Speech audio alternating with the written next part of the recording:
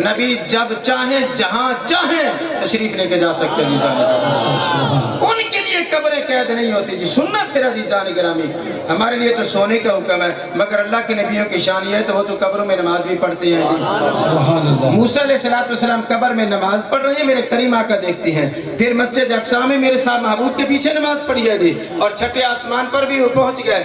اگر قبر والا موسیٰ علیہ السلام قبر سے اٹھ کر چھٹے آسمان پر پہنچ سکتا ہے تو جس کے پیچھے موسیٰ بھی کلمہ پڑھتا ہے مصطفیٰ کی شان کا عالم کیا ہوگا۔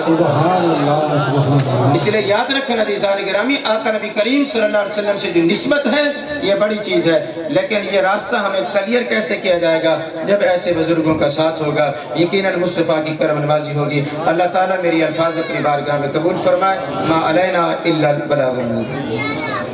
مصطفیٰ جان رحمت